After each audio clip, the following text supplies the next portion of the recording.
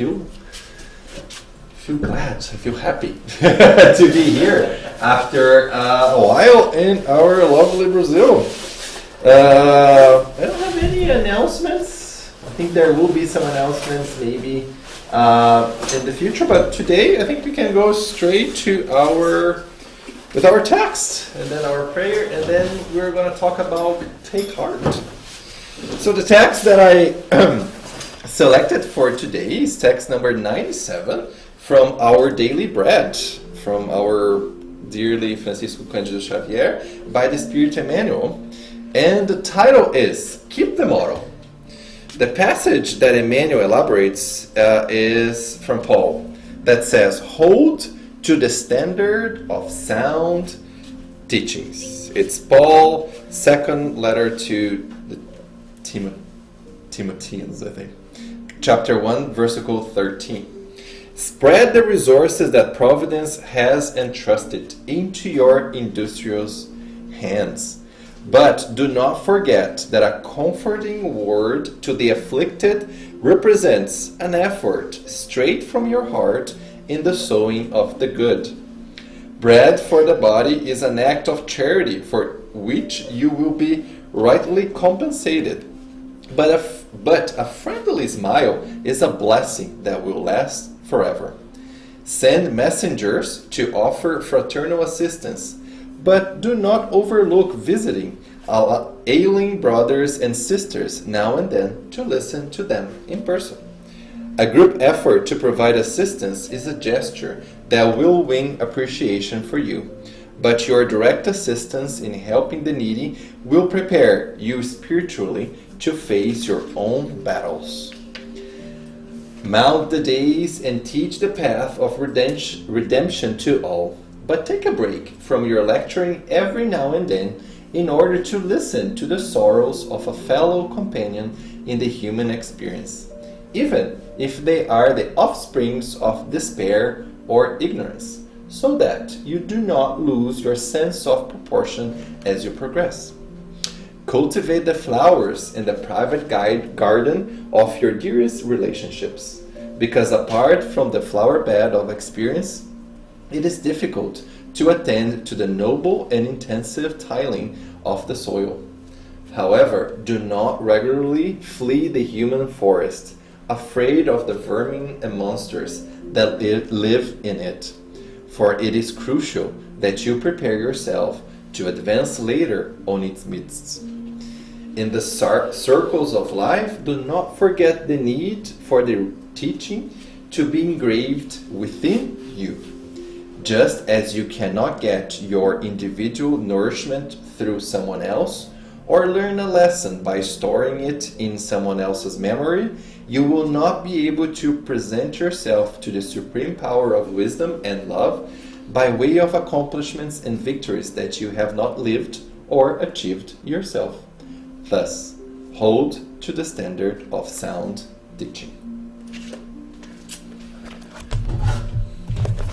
All right. Started this connection already with this beautiful text. Let's build on and raise our thoughts to our Heavenly Father God, to the one, the Master that provided us all the sound teachings, Jesus. Raise our thoughts to our guardian angels and all the spirits that guide the efforts and activities of our second humble love, FSS. And as the Master has taught us, let's start by offering our gratitude. Our gratitude for one more morning, one more day that we are here, that we're breathing, that we have the opportunity to build our journey and evolve as an immortal spirit. Let's be grateful for this house and for all the efforts that the spiritual world deploy here with the mercy of our God.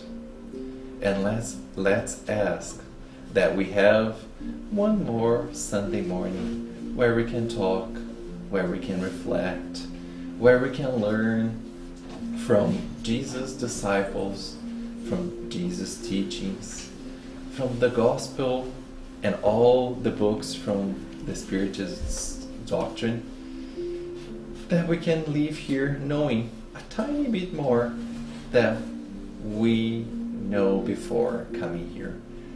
Let us take the teachings, the information, the knowledge, and each one of us to reflect, to think about, and see how it applies, how it helps with our journey of moral evolution. Let's have one more Sunday of serenity, tranquility, and above all, of love. So be it.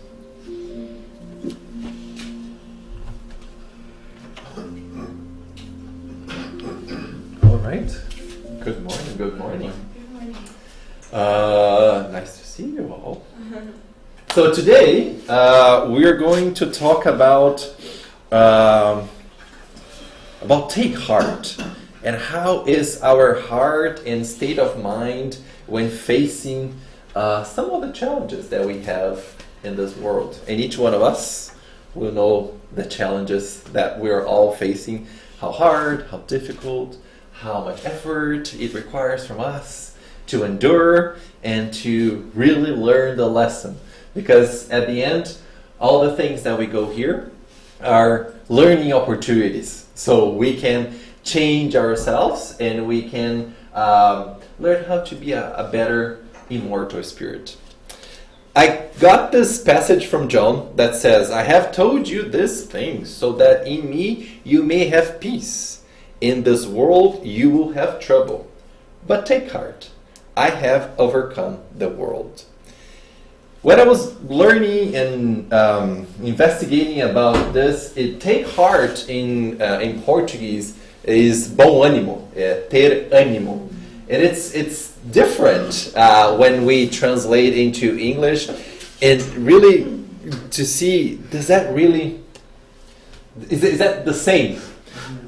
From my research, from the folks that do this more often than myself and has more knowledge than myself, take heart seems to be the best translation about how is our heart, how is our energy. I would just put together heart, energy, and state of mind that will help and will make us motivated to do whatever we have to do.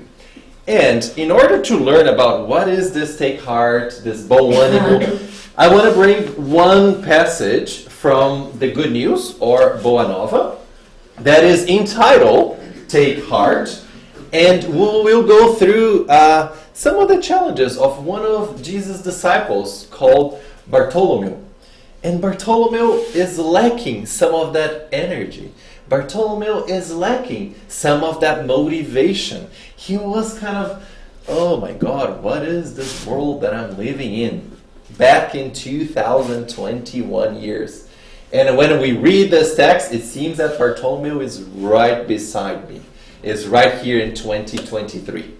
So we're going to go through what happened between the dialogue between Jesus and Bartholomew. We're going to see how Jesus is this psychologist that helps Bartholomew to understand and really understand his role and our role and the things that we go through here. And how the gospel and how Jesus' teachings and how we are invited to take maybe a little bit of a different stance if sometimes we are too sad or we are too not motivated and not willing to do or to face and to keep going ahead with the challenges that we have. 3 supporting lectures that helped me, all entitled Take Heart, Bom Ânimo, one from Thiago Cardoso from the NEP Paulo de Tarso in São Paulo, one from Haroldo Dutra Dias from Spiritismo.tv, and one from Vanessa Anceloni, Kardec Radio. I'm a huge fan of Vanessa Anceloni. There's this channel in YouTube called Kardec Radio. It's everything in English. It's Spiritism in English. She has a lot of translations of this book, Good News, all in English. She has so many other books. So if you want to improve a little bit, as I'm in this journey to improve my English when learning about Spiritism, or if you want to know more, and she is a neuroscientist, so she brings a little bit of the science, Spiritism, so it's very interesting. So just Google Kardec Radio YouTube, worth it. What is the objective? What I mentioned is to learn from Jesus' guidance. Hello, welcome. It's learn from Jesus' guidance to Bartholomew. So we're going to take Bartholomew as our case study today, and how to face some of the challenges of our life's journey. Hopefully, I will be able to address kind of 3 questions that Bartholomew had, and also I have now. So it was very, it's a good opportunity, because the same questions he had is some of the questions that I have. So let's see. So one question is, how sad I am with the challenges of this world. We have our own challenges, and we have the challenge that we see across the world. Do I always need to remain strong in the face of challenges? Sometimes we're like, oh, this was heavy. This is tough for me. What's the guidance? How Jesus guides us when we face those situations? And is the world against us? I like and this question, and you're going to see throughout the text, Bartholomew was feeling kind of, what's up with this? What's up with this world? I just want to get out of here and maybe go to a different one, or hopefully in the future, you're going to see kind of sometimes we misunderstood the gospel, and the gospel, it seems to be something very far ahead, that it will take thousands of years for us to really have that life that Jesus was telling. And it's like, okay, I'm just going to give up and just wait. So he was feeling like that. And don't we all sometimes, like, yeah, para o mundo que eu quero descer. Stop the world, then I'm going to hop off. I want to go somewhere else. And so how if we all feel like this, what does the gospel can help us? And how Jesus can help us with this? So we're going to talk about this. So just a tiny bit about Bartholomew. He was super dedicated. He was one of the most dedicated disciples. I didn't know about him until I did this lecture a couple of years ago. But he was very inquisitive. He was always questioning about the pains and difficulties about life. Mind you, this was more than 2,000 years ago. Also, Bartholomew, like all of us, had some challenges with family.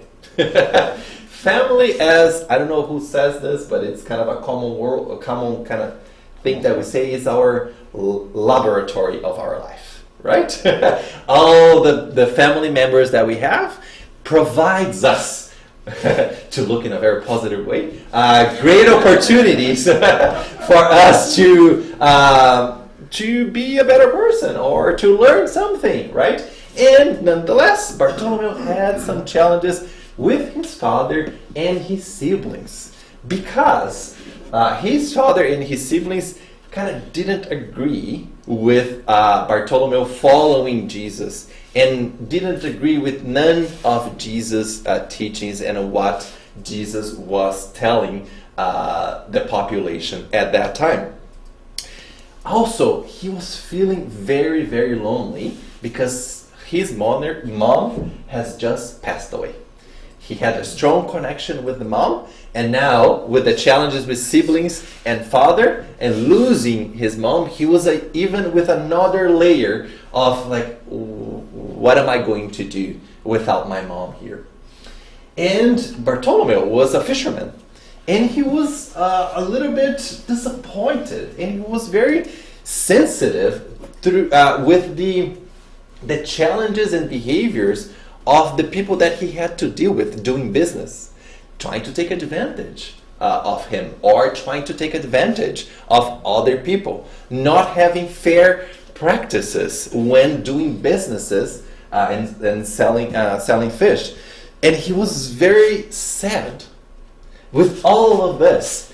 I just wanted to give you kind of the context of where Bartholomew was living, and he was very, very sad. And Jesus will, at some point, Bartholomew was at Simon Pedro's house, and Jesus noticed kind of Bartholomew looking down and sad, and he takes that opportunity to to use a modern word, kind of coach, and to be that person, that psychologist, that how do you say terapeuta in English? Therapist.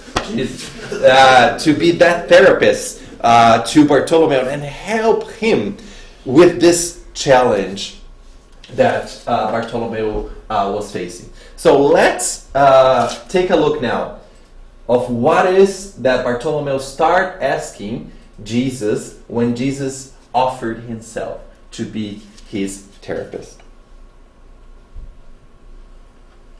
So he starts, Master, I will never be able to explain to you the reason for my bitter sadness.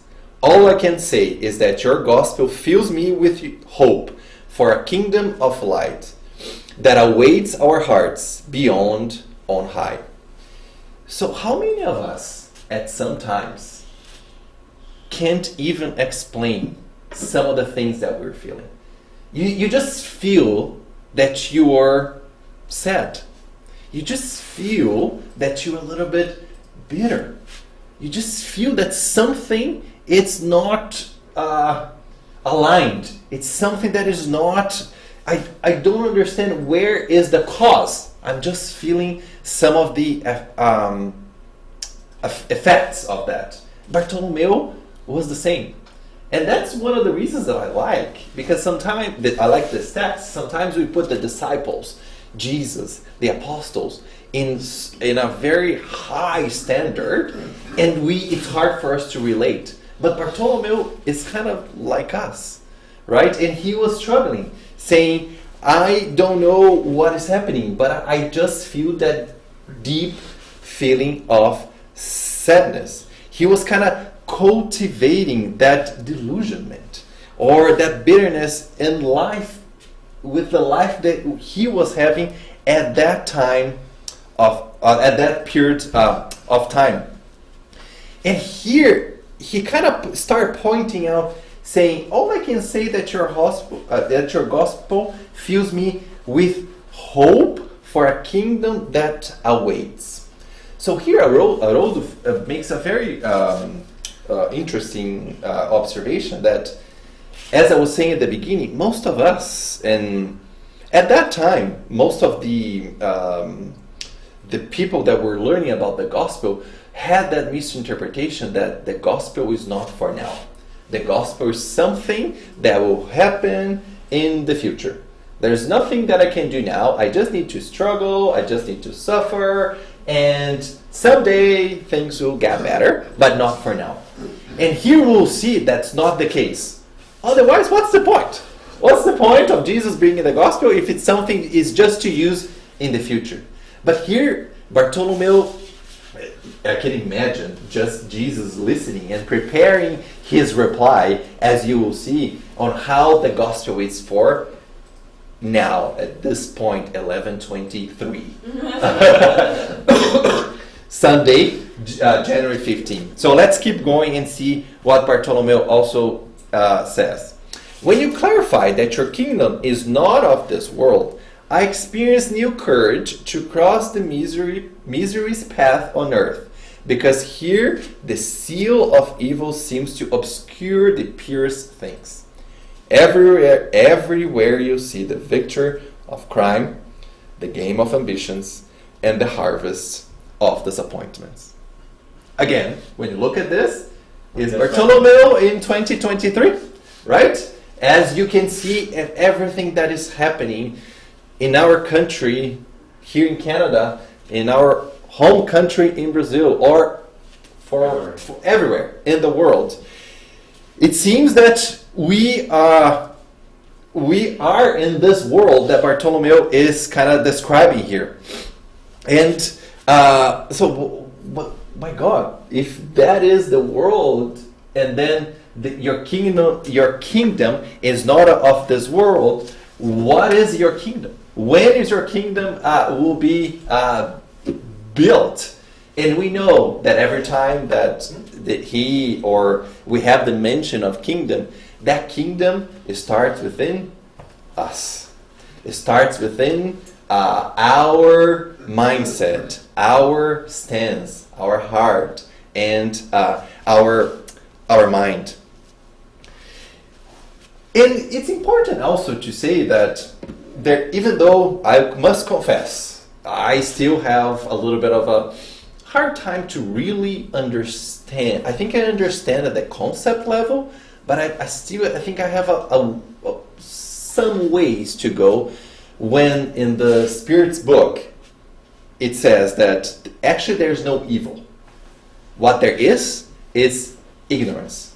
I can understand that because maybe when we or someone else is practicing something that's not good, it's just because he or she doesn't know what is good. But sometimes it's like, how dare you don't know? That's in front of you. How you don't know? But it's my imperfection here too that I need to work on. But we know that in all these challenges, in all of this victory of crime, it's just that need to shine a light into the ignorance of this world. It's just to illuminate not only those that we think are practicing the evil, but us. Because when you do something, it's like, ooh, I didn't know that what I did was too bad. Then I can understand a little bit better my ignorance in not practicing the good. So a large portion of I think I can say even Spiritists and people believe that the reason that we are here is just to suffer. It's just to go through the malices, the vicissitudes, the troubles, and the pettiness, and everything painful that has on earth. We're here just to struggle with that. There's no other point of living this, that the earth is a painful experience. When we read the Gospel according to Spiritism, I won't be able to remember exactly the chapter, there's actually a passage that says that the earth reminds of a hospital, reminds of a prison, reminds of places that there is struggle. But it's not to say that the Christ doesn't promise a place on earth that will be better. As we know, we are in a world of transition. In none of the Spirit's book, and anywhere, it says that the world, earth, would just boom, explodes, and whoever deserves to be in a better world will be shipped to a better world, and who doesn't deserve will just go somewhere else. No, that's in anywhere that says, it says that the earth will evolve, will go into stages of development. And in order to go into stages of development, it is required that enlighten. It is required that we shine light into the obscure things that we have within ourselves and also on earth. As we start doing within ourselves, the collective of obscure things that are being enlightened, that we're putting light on it, will start to make this earth a little bit a better place for us to live. Another characteristic from Bartolomeo that I found that was very interesting is Bartolomeo didn't kind of say, come on, Jesus, you're freaking kidding me. This place sucks. Right? He was always kind of not defying Jesus. He was not saying, this is just too terrible. He was very sensitive. He was very vulnerable, just to pour his heart to Jesus, just to say what he was feeling, but not saying, yeah, Jesus, I think you might have missed the point. You might have, you come here, but you might not know what you're doing.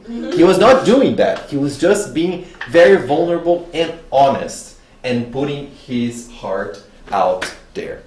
So, if Bartholomew is kind of in this deep sadness and bitterness, he was not understanding that the gospel, he seems that the gospel is something just for the future that just gives hope that someday he will be better, but there is nothing that he can do right now. What is Jesus' guidance? Jesus says, our philosophy, however, is that of the gospel or the good news. Bartholomew, have you ever seen any good news that not to produce joy? You are doing well by keeping your hope in the face of these new teachings, and I want to inspire my disciples' spirits to take heart. So, if the gospel is a good news, como falo em português, good news, ou boa nova, com tristeza, with sadness, doesn't match, não orna. Né? Não dá certo. It doesn't work. The gospel that is all about the good things, with sadness, it's not compatible. If you're saying that the gospel promotes joy, how does sad will help promote joy? So here's a reflective question that Jesus is giving to Bartholomew. Hey Bartholomew, take a look at what you're feeling. Recognize, he was not saying, stop feeling that, suppress your feelings. He's not saying that. But just reflect, is that compatible with my gospel? Will sadness produce that joy? So Jesus alert Bartholomew to that. And he continued, the hope in the future, yes, it is important. And I think Victor did a lecture about hope last week. There is one of my favorite parts of the gospel according to Spiritism, chapter 2, item 5, that is all about the point of view and hope. That sometimes I like to say that Jesus has a master Google view where he sees exactly everything that is happening, not only in our street, but across the world, and we just have our Google View street. We can only see what is happening in front of us, or in front of our house, or in that street. And the importance and the call of the spirits that we believe that there is a better future. That there is, whatever we are going through right now, there is a purpose. Emmanuel says, there's no handshake by chance. There's no leaf of a tree that falls by chance. So everything that we are going through, the challenges, has a purpose, individually and collectively, to our society. But we're invited to take this heart, esse ânimo, and do our part. Not only stay on the hope, because sometimes it's easy. Yeah, I believe. I'll just sit here, cross my arms, and wait for something better to happen. That's not the invitation. Jesus worked since the beginning. So that means that we are required and invited to work as well, to do our part. And what does that mean? Is when we read a book, when we come here or anywhere else, or with the advent of internet, when we watch a lecture or something about Spiritism. So this is all steps necessary for us to do our part, to understand, to see how important it is that we take heart, that we are motivated, how important it is for us to be enthusiastic with the things that are in front of us. How important it is for us to understand the laws of God, how the laws of God help me to be a better person, how And so many other things, so many topics about forgiveness, about charity, about being good. If we don't do that, if we don't put our effort, best effort forward, there's no way that the gospel will just, by a miracle, just happen, right? It's our part that is very important that we do that. And some ways to do that is what I just described. Vanessa, as a neuroscientist as she is, sometimes she's like, oh my God, this is so smart.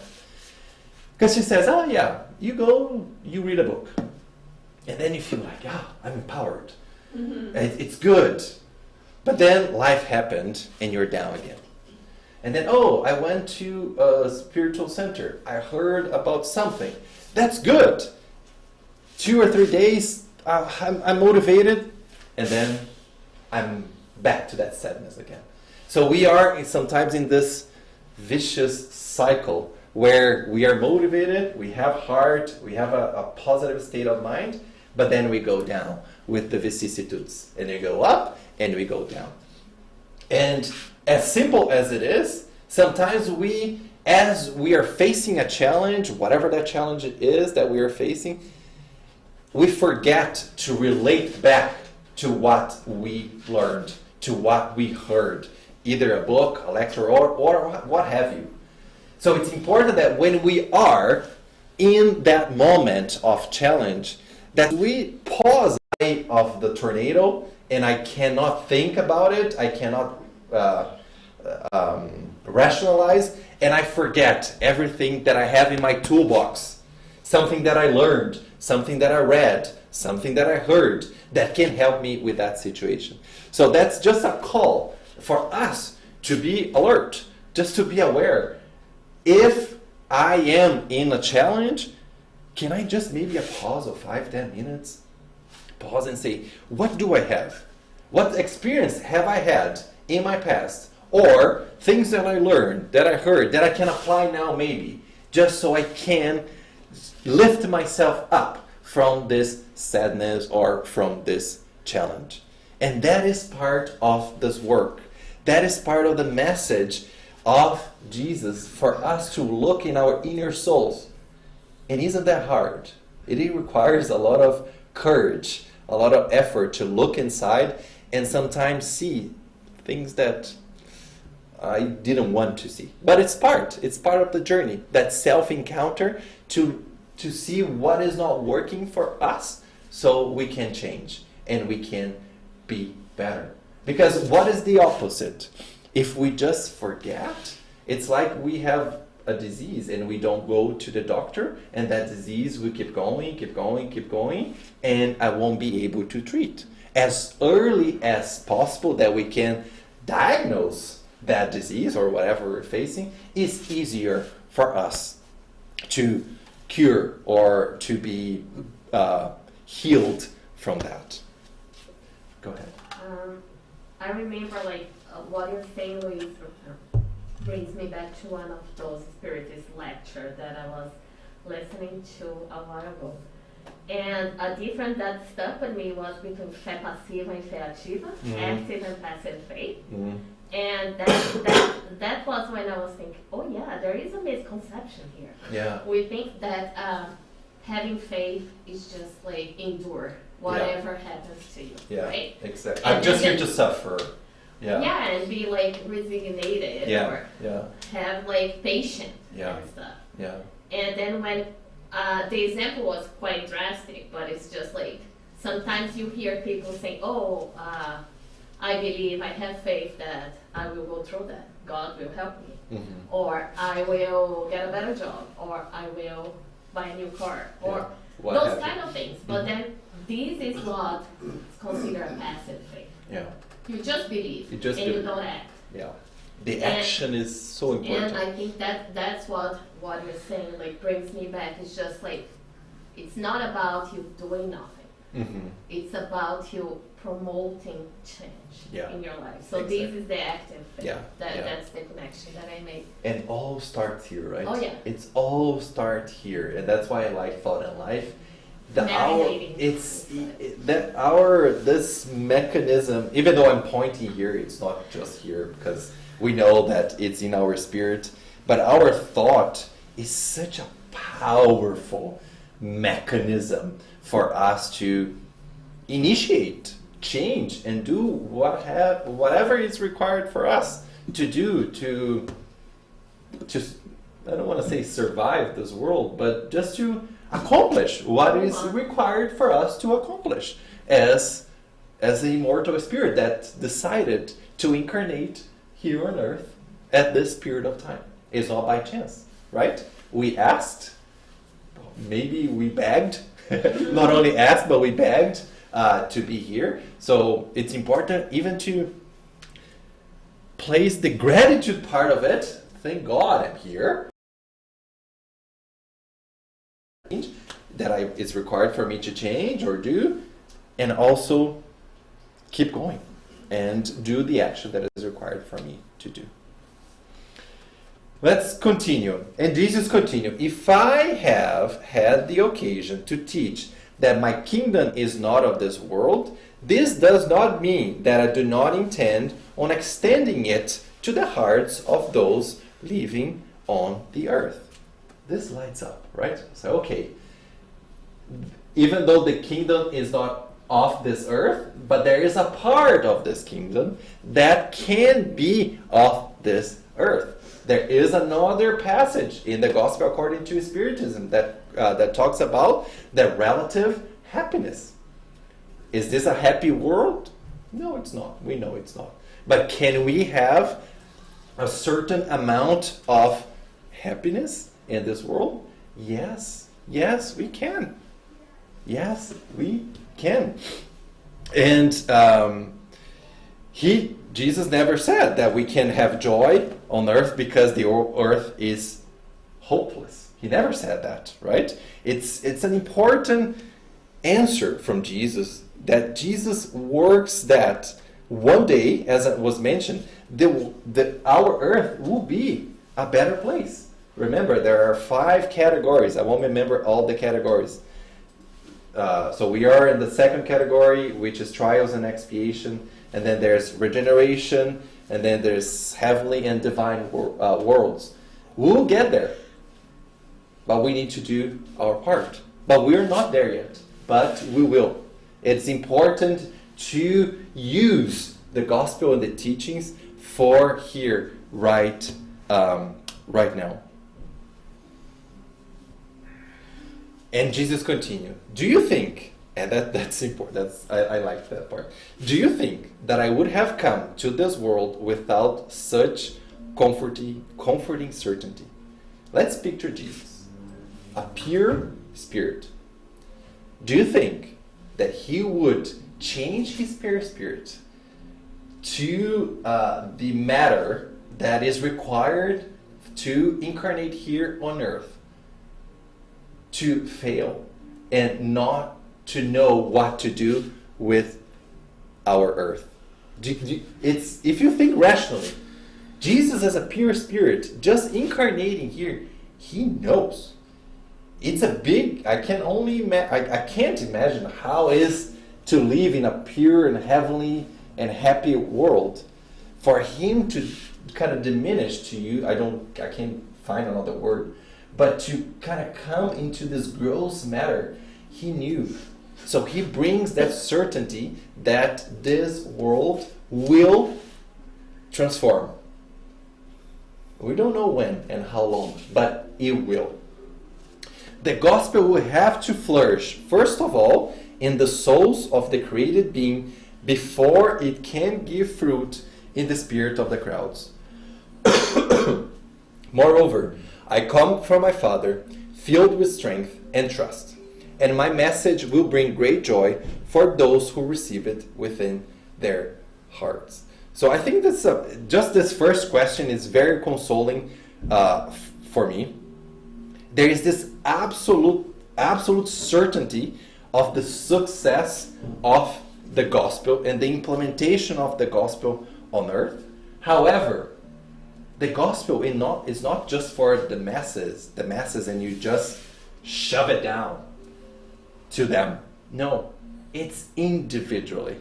It's individually that within each of our hearts, we will make that change. By us individually making that change, we will be able to create a better place.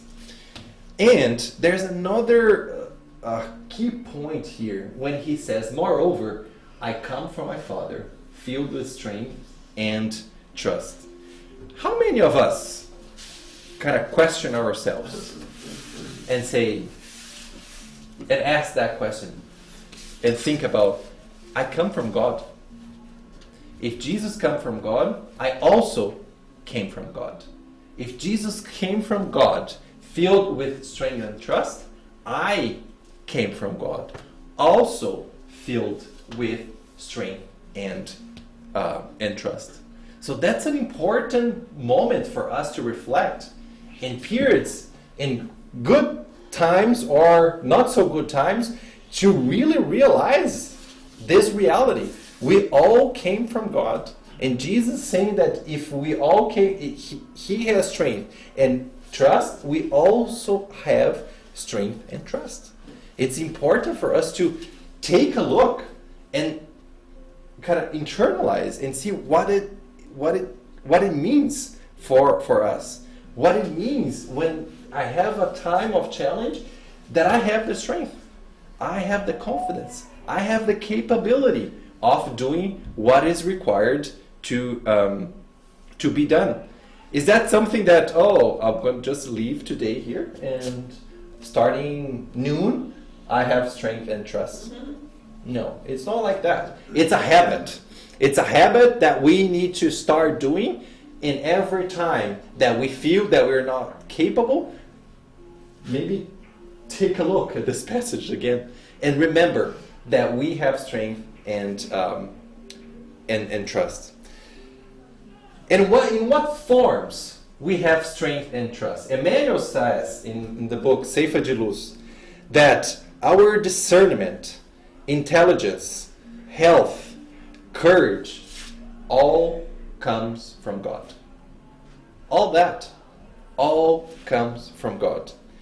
Jesus is the best representation of all that courage, all that love, all that discernment, everything that, and I always like to make a joke, there's a song for my kids saying, oh, you're gonna watch TV when you're not supposed to watch TV. Before you do that, what would Jesus do? So for every bad action in the song, there's always, what would Jesus do? So the same way, what parts that we have in our gospel that we can look and see, I don't know what to do here.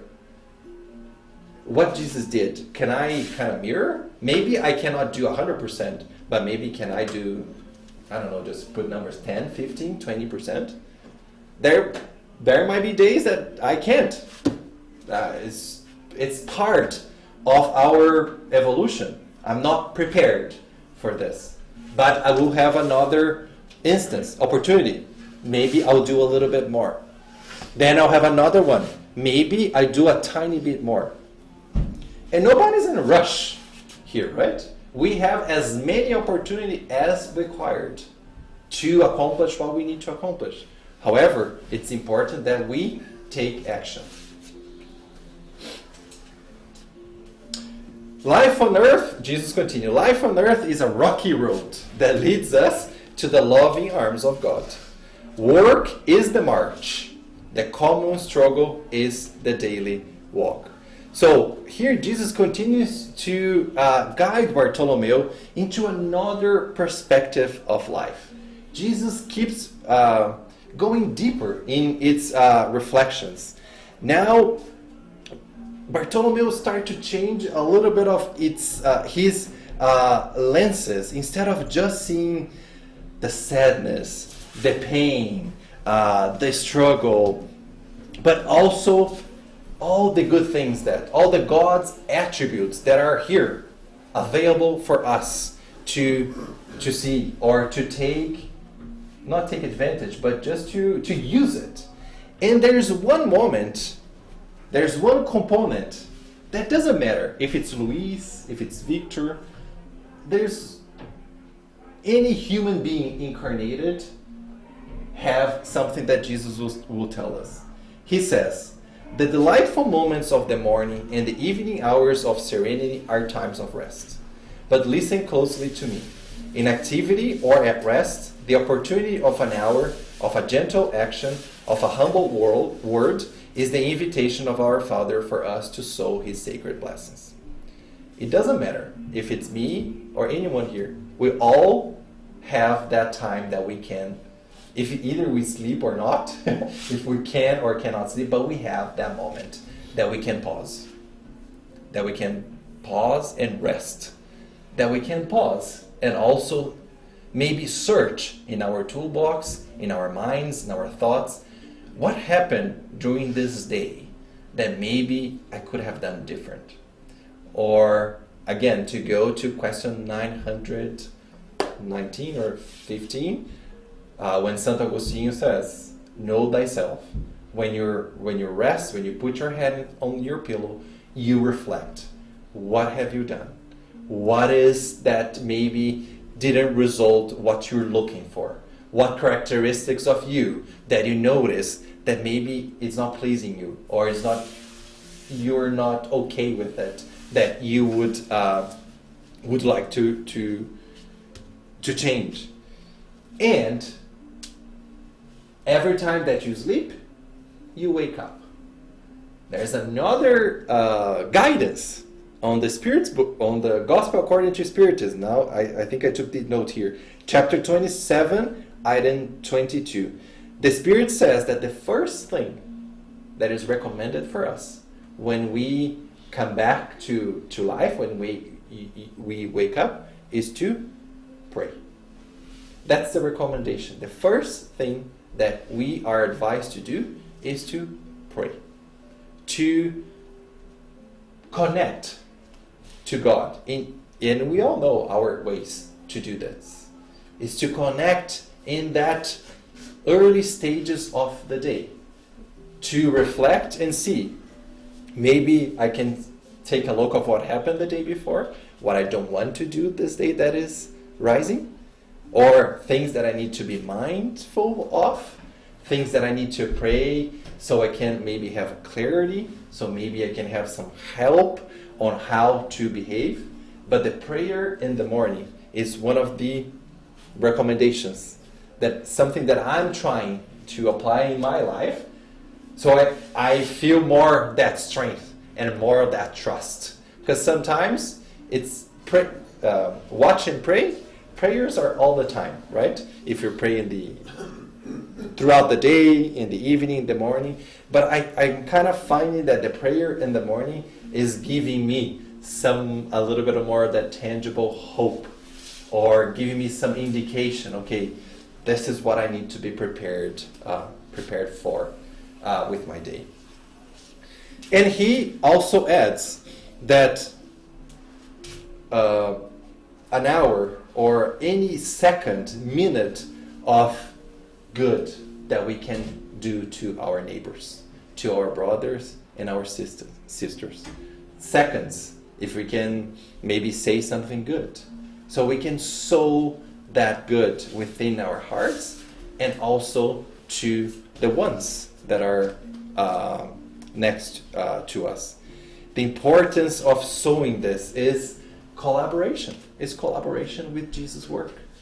If we can do a tiny bit, seconds of good words, good thoughts, a prayer, that's something that is Jesus recommending, that can even alleviate with that sadness and bitterness that we might be facing. In general, human beings abuse such precious gifts by placing their imperfect will before God's purpose, disturbing their own march. Here, another core component of the message. Sometimes we put our will before God's will. We put our own interests before God's interest. Or not even God's interest, before my own immortal spirit interest. Sometimes we focus, and I'm not saying that we should just, I always say this, should disregard all the material aspects, but we need to find balance. If this is in balance, am I doing what is good for my immortal spirit? There is a purpose for everything. There's a purpose for the material components. But sometimes our vanity, our pride, our selfishness let us forget the God's design, what is important for my spirit, and place a disproportionate component of Luis as just living in this earth right now. So another point for us to reflect. How is that balance? Am I, when I'm using my will, am I using my will towards the designs of God that will help me in my existential component as an immortal spirit? Or I'm just thinking about the now. It's just about what I get in this world. And each one of us will be able to kind of do that assessment and see if there's an imbalance. How can I balance that? So I can avoid a little bit of the rocky road that he just mentioned. I'm just going to skip this because I won't have time. I love this passage from Carl Jung saying that one does not become enlightened by imagining figures of light, but by making the darkness conscious. I have actually do a relation about the law of progress and work. Because it requires work for us to make our darkness conscious, for us to see that spots in ourselves that are not the right one. And you're not saying that we should suppress and say, yeah, bad Luis, you should not do this, just change it right now. That's not what we're saying. But we need to put some light. We need to see what is that is not working. Now, Luis, this is not working for you. How can you change? Are you going to be able, am I going to be able to change everything? Maybe not. But I might take 2, 3, 4, or 5 steps ahead and change a little bit that. But if I don't know, how am I going to be able to do that? And towards the end, Jesus continued, that results in most arduous journey necessary in order to rectify faults committed and often fruitless efforts. Due to those reasons, we observe that earthly travelers are always low-spirited in the obsessive need to fulfill their own will. People injure themselves on the rocky road. God is love, but also God is justice, right? If we make a mistake, there will be plenty of opportunities for us to course correct, but it's required for us to course correct. It's required for us to do the work. One of the mechanisms that we have is reincarnation. We have multiple opportunities for us to correct lots of the wrong avenues and wrong paths that we took, and God gives with His mercy the opportunity for us to change. Hearing not the truth about spiritual reality, closing their eyes with the shadows of rebelliousness, and shedding tears with desperate shouts and bitter moans, without seeing the crystalline fountain, the cherubim star in the heaven, the flower scent, the words of a friend, the clarity of the experience that God has spread for their journey in every aspect of their path.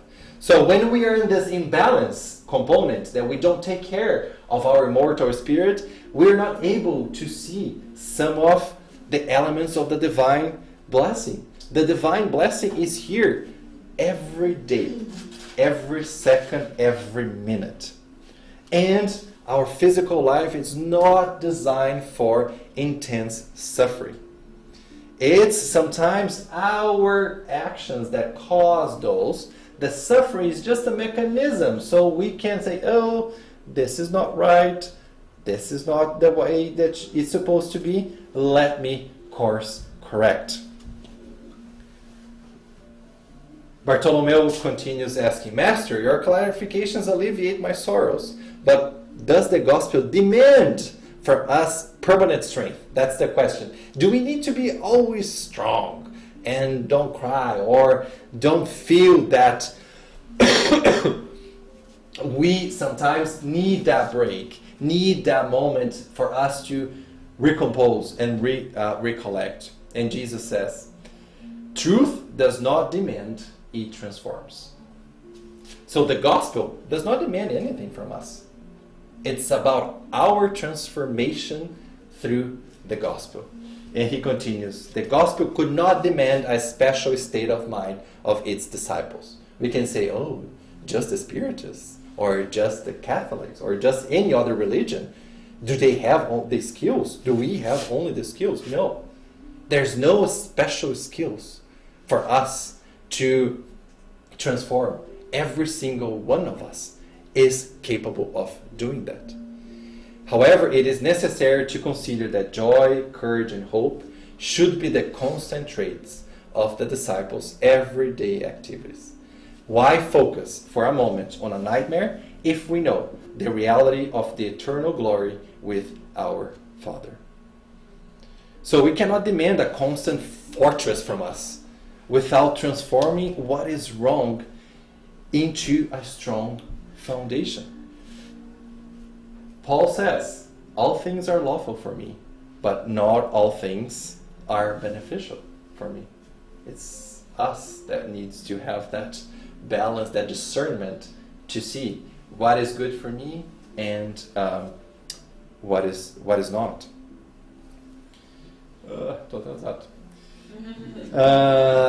Bartolomeo continues, and when the affairs of the world oppose us, so now he's kind of bringing the business side of it, and when everything's to be going against us, and Jesus says, what's the best business in the world, Bartolomeo? Would it be the quest carried under the weight of gold, often choking the heart and conscience, increasing the worries of material life? Or would it be the true enlightenment of the soul on the path towards God's love through the brush along the way? Wouldn't the challenge to worldly matters be a friendly invitation to others to sow with love? And Jesus continued. Jesus started to preach the good news, and at a certain point he stated, according to Matthew, the kingdom of heaven is like a treasure hidden in a field, and when a man found it, he hid it again, and then in his joy went and sold all he had and brought that field. So Bartolomeo, again, this treasure is just an analogy about where do we put the importance of stuff in our life. Where is our treasure? And each one of us needs to kind of reflect. Where is the treasure that I take care of? And Bartolomeo at the end says, he understood the subtle allusions of the teachings, with his soul enlightened and content, for having healing himself and of all remaining vanities, he then was able to acquire the divine treasure of eternal life. Extending a look of love and recognition to Jesus, Bartolomeo wiped a tear. It was the first time he had cried with joy. It's beautiful how he started on the sadness part of it, and now with Jesus' guidance, he can shed a tear of joy. The fisherman from Damanuta forever adhered to the eternal joys of the gospel of the kingdom. Just to end, in everything that we just talked here, nothing changed externally for Bartolomeo. The challenges of the family are still there. The challenges with the business and fishermen is still there. The challenges with the world is still there. But he changed his lenses. He changed internally. How he does see those challenges, and how he is invited to use the gospel, use these Jesus teachings to overcome them and to learn with them. But everything around us, around him, continues the same. The crimes and everything he was said continues the same. The same with us. We're not able to change what is happening around us, but we can change what we can do with what we see and what comes to us from external sources. That's it. Thank you.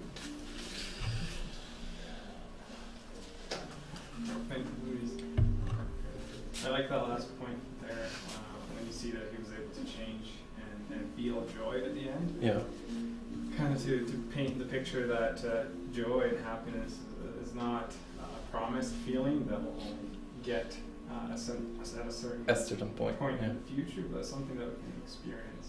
We can have small points of joy, right? It's about the journey, not only about the destination. We reach a point that then I feel joy. No, it's those small moments of joy and love that we can experience.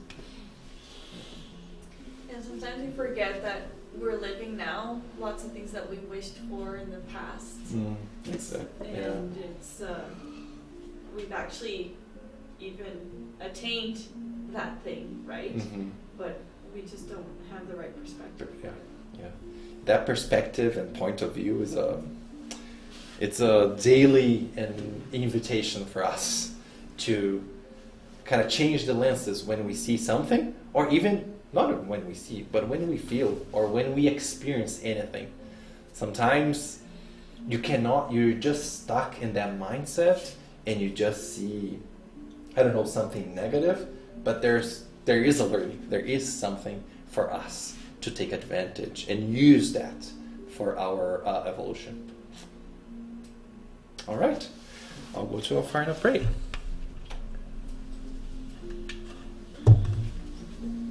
So, with our thoughts already connected to this loving God, to Jesus, our Master,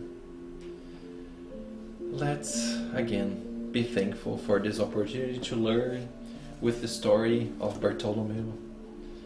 That story that can relate to all of us, to the challenge that we face internally and the challenge that we face in this world.